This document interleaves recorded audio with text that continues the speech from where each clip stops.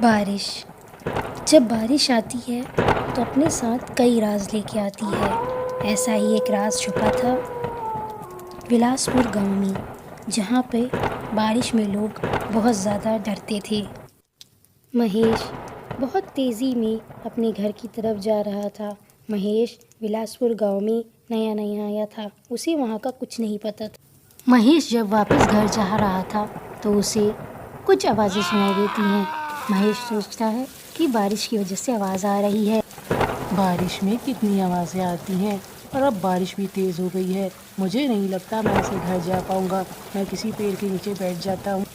ये सोचकर महेश एक पेड़ ढूंढता है और उसे पेड़ मिल जाता है।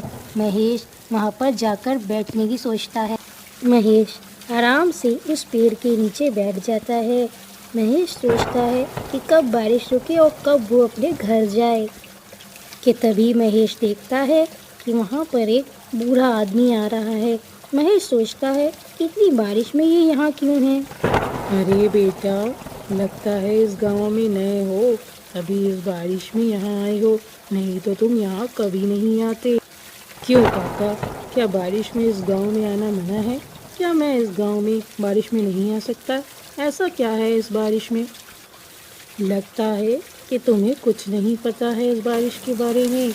इस बारिश में गांव का एक बच्चा भी तुम्हें सड़क पर नहीं दिखेगा। पर ऐसा क्या है, आप मुझे भी बताइए कि इस बारिश में गांव वाले क्यों नहीं आते हैं बाहर? मुझे भी जानना है क्या हुआ था। बात बहुत पुरानी है बेटा, इस बारिश में बहुत कुछ हुआ था, पर यहाँ के लोग अब भी इस बारिश से डरते हैं। पहले बिलासपुर गांव खुशहाल था।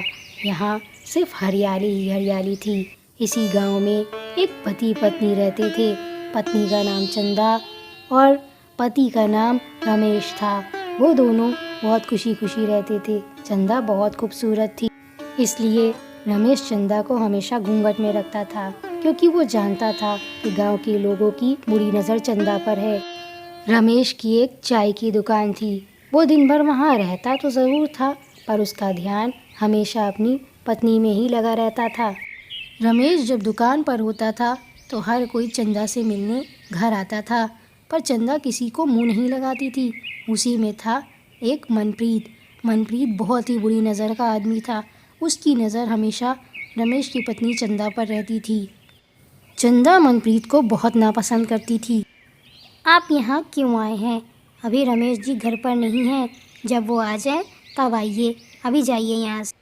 अरे भाभी जी, रमेश से मिलने कौन आया है? हम तो आपको देखने आए हैं। ज़रा घूंघट उठाइए, हमें भी अपना दीदार करा दीजिए। तुम्हारी जैसी औरत तो सबको मिलनी चाहिए, इतनी खूबसूरत, इतनी प्यारी। तुम मुझसे शादी कर लो और उस रमेश को छोड़ दो। देखिए, आप अभी यहाँ से चले जाइए, नहीं तो मैं बहुत बुरा कर दूँगी आपके साथ। नहीं तो मैं आपकी बीवी को सब कुछ सच बता दूँगी। मनप्रीत अपनी पत्नी का नाम सुनते ही डर के मारे वहाँ से भाग जाता है। चंदा को पता था कि मनप्रीत की उस पर गंदी नज़र है।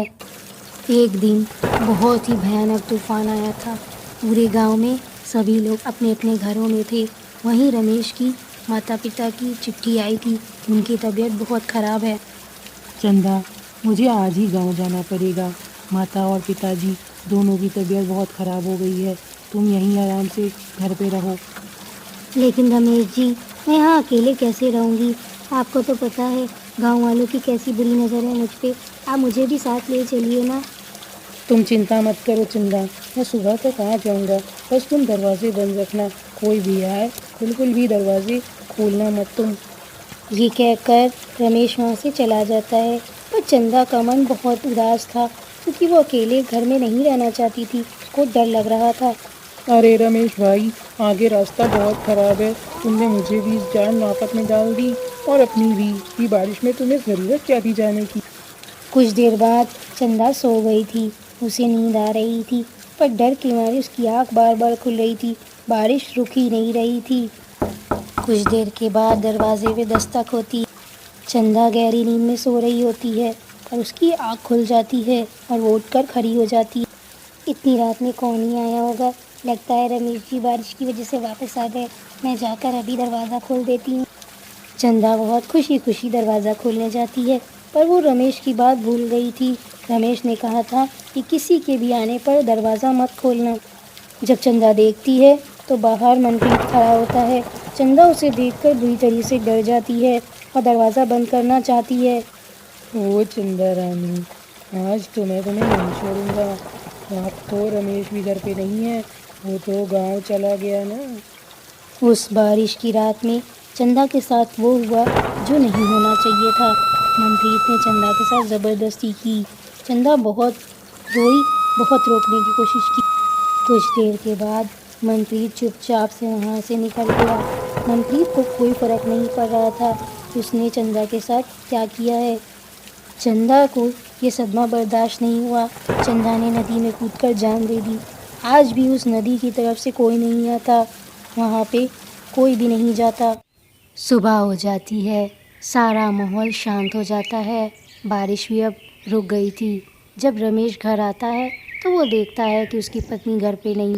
एक गांव वाला उसे बताता है, रमेश भैया, मैंने चंदा भाभी को नदी के पास जाते देखा था, पर उन्हें वापस आते नहीं देखा।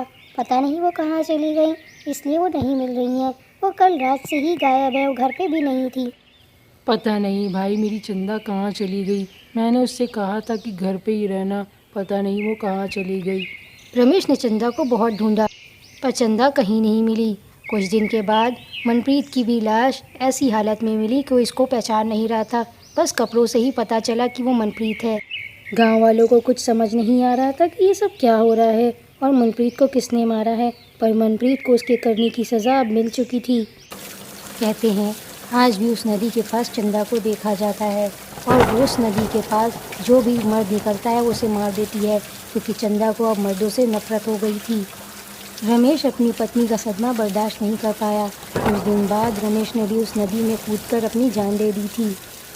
काका, मैं मानता हूँ चंदा के साथ बुरा हुआ और उसे जान नहीं देनी चाहिए थी। और भूत भूत कुछ नहीं होता, ये सिर्फ एक कहानी ही है। ये कहानी नहीं है बेटा, उस नदी के पास से मत जाना, नहीं तो तुम्हारे साथ भी कुछ बुरा हो जाएगा और मैं नहीं चाहता कि ऐसा कुछ हो तुम्हारे साथ। मैंने आपसे कहा ना, भूत भूत कुछ नहीं होता और मैं नहीं जाता। मैं उसी रास्ते से जाकर बताऊंगा और कल सुबह आकर वापस अभी आपसे मिलूंगा। महेश ये कहकर वहाँ से बड़बड़ाता हुआ चला जाता है, पर वो बुरा आदमी महेश को नहीं रोक पाता क्योंकि उसे भूत पर भरोसा नहीं था। पता नहीं वो बुरा आदमी अपने आप को क्या समझता था। पता नहीं उसने मुझे ऐसे क्यों डरा रहा था। मैं डरने वाला नहीं हूँ, भूत भूत कुछ नहीं होते हैं। पता नहीं उस बुरे आदमी को मुझसे क्या ही मिलेगा। तभी महेश को बहुत ही अजीब अजीब आवाज़ें सुनाई देने लगी।